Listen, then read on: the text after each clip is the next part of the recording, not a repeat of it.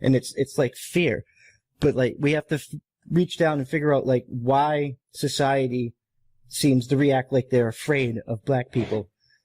What do you think? Why do you think people are like afraid? I don't know, that kind of goes back to stereotypes. And if you look at like Hollywood and how Hollywood portrays black people, like I've watched incidents where like it was even in a movie. I'm not sure who the director was, but they kind of highlighted that like a black guy had to play a role of being like gangster and thuggish and like not talking proper. Well, you know, just to touch on that, because that's a good topic to touch on. So there's a lot of that going on in Hollywood. For instance, well, no, it goes deeper than that. And like honestly, you can respect the artistic value. I mean, it is going deeper. People are getting fired because they're not gay enough or they're not Jewish enough. Well, no, when it comes to stuff like you're portraying like a book or like a movie, in some instances, it's not even the fact of like what is being. It's the writer. So, you know, the writer is writing it from their perspective, just like if they're writing that character that way and they audition for that character, yes. But what he was saying is that they're being told that that's the only role they can even try out for.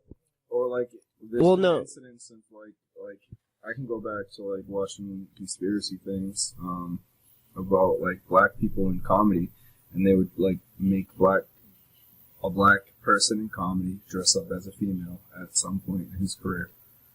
And if you look at Tyler Perry, if you look at Martin Lawrence, he is definitely taking advantage of it though. Tyler Perry, let's just throw that out here. He's making bank.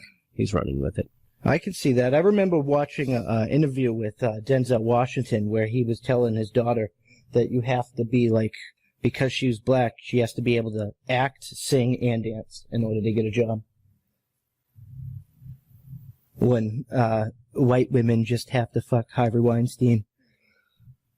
Well, I've also seen a meme on, I can't exactly quote what it is at the moment, but I saw a meme, and it was basically like this white woman. She wrote like a skit or like a summary of a show, didn't have like a full plot, and she got money for that, you know what I mean? And that's kind of like white privilege. Like, she didn't have like a whole story, a whole plot, no character names. It was just like an idea, and she got like money for the whole show.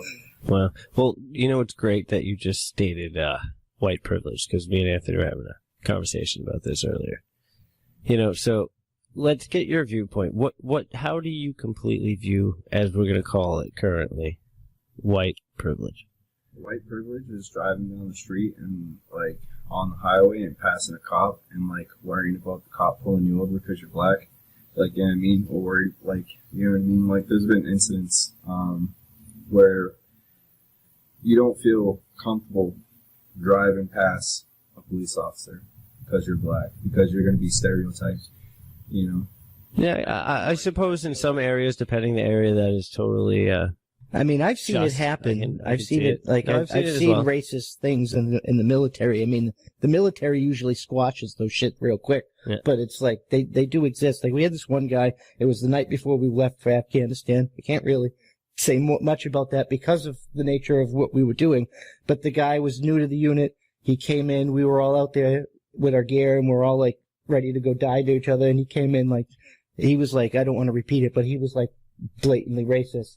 And he was walking down the hall where all the black soldiers were sleeping, or in the hallway and stuff. And like, I had to, as the medic, I had to treat him for falling down and breaking his own nose. And that's like, I mean, another form of like white privilege. We know how that went. Another form of white privilege would also be like the incident that I was talking about at the beginning, about like how the white guy was wanted and how he was treated when he was arrested versus a lot of black people, how they're treated when they're being arrested. There's this one serial killer. I don't know what. When I got in trouble as a kid, I got beat by cops quite a few times, so I don't know. I think it depends on the person. You know, it happened. It was not fun. I think Pistol whipping, not a good time. Like, well, the German police, they don't fuck around. They get this baton that just beats you. Exactly. I think it's just a cop thing. They're like, you're resisting. Where we're all from, you know how they are down there also. We're all interesting people. No, it's a wonderful place.